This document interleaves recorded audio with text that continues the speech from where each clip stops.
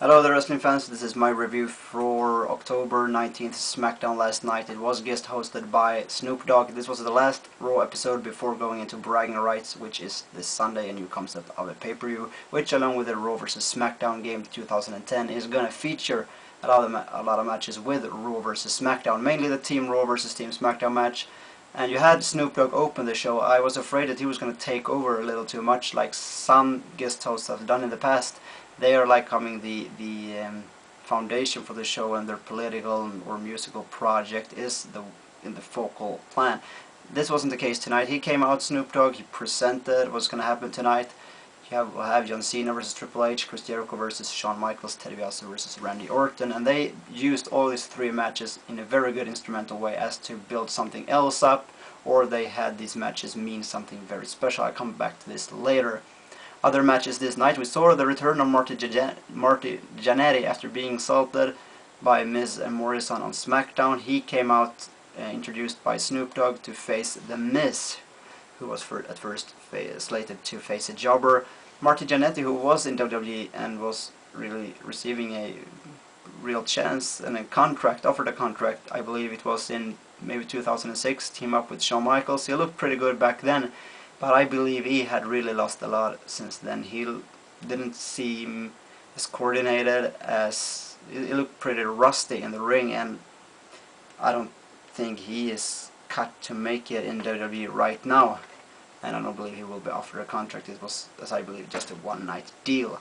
The Miz won pretty quickly in this match. Also, we saw Melina defeat Jillian Hall pretty quickly with Chavo at ringside, and Hornswoggle came out dressed in as something in a wig, and Chavo Guerrero ended up looking stupid again, being speared by Snoop Dogg. Other than that, we saw Team Raw have an outfall, and they really started fighting a lot with each other, and it seemed like they were going to implode. We also had Team Raw presenting the Team SmackDown on the Titantron, kind of talking smack upon them in a good taste at least. However, they pulled a joke on Kane from 2002, which made me realize a lot of people didn't get that, because they have brought in a lot of new fans to WWE, and then they don't really get what D-Generation X was talking about that moment. And D-Generation X, second week in a row now. Last week Shawn Michaels wasn't on Raw, Triple H was alone. They got a very tepid response. I don't know why is that. I believe they still sell a lot of merchandise, they sell tickets, they sell their books, caps, and Shawn Michaels has some sort of a neck brace, or I don't know if it's a scarf or something. At first I thought it was a neck brace. It would be kind of cool for all hospitals to have these D-Generation X neck braces. Maybe a good marketing idea, I don't know. But the responses have been pretty tepid. I don't know if that's the people. They are still over. Definitely I believe they're still over, but I don't know why that is.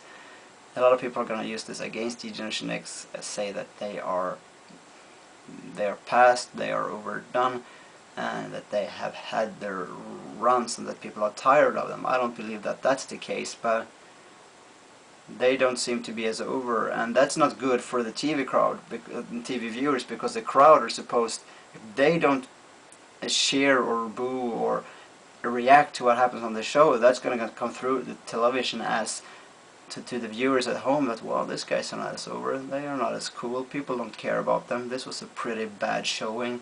It's very much up to how the crowd reacts and their atmosphere when these guys are out in the ring, cutting a promo, doing a match, winning or losing a match. I don't really know why that is. If it is that I don't connect with the crowd, or if it is something else. Maybe they just need some good heels to work with to get really over again and get that very face response that WWE is looking for them to have. If we go back to the matches, they had Ted DiBiase versus Randy Orton. Randy Orton won that match. He threatened that if Ted DiBiase did any kind of resistance, he was going to get kicked out of Legacy.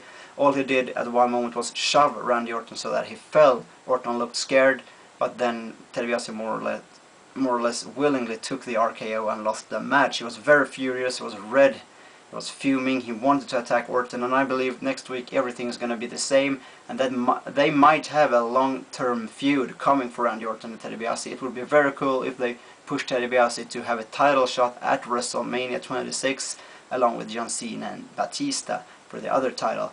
That would be a very cool main event. Have Ted DiBiase win Royal Rumble or something. He doesn't have to be over by the time he wins the Royal Rumble, but the most important thing is that the person that wins the Royal Rumble necessarily isn't over at that time, but they build him up to become over until WrestleMania so that he can sell the main event. And if they push that match along with Cena and Batista, that could work pretty good. And I think let him go back to Legacy and have this slow fall up, slow breakup where he sooner or later won't take it anymore.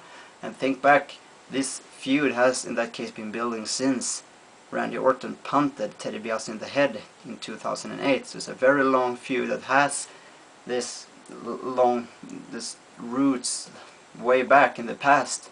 Very good and very well known by WWE, hinting a feud for so long time without fans really seeing it or believing it until it finally happens. Then we had Triple H versus John Cena. Triple H won this match, and surprisingly to me, he won that match, and Cena acted as if this was a farewell, and that made me feel he might have put Triple H over. He's gonna lose to Randy Orton to go to SmackDown and really leave Orton and these other guys as the dominant Raw guys, because if he had defeated them and gone to SmackDown, it would have been, well, the biggest Raw guy comes to SmackDown. This could be a way of pushing him down a little before going to SmackDown.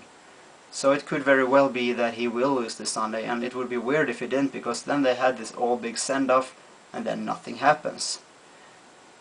I really can see that. And in the finals we had Chris Jericho versus Shawn Michaels. This match never happened. Instead we had Team Raw versus Team SmackDown collide. SmackDown invaded through the crowd, not via the aisle. That made them seem like aliens on the Raw show. This big schmoz, Vicky Guerrero, came out, and it just ended in a big melee, which didn't give any side the upper hand, which is a good way for the pay-per-view. Now also check out my bragging right predictions. They will be up later today. Have a nice day, and thank you for watching.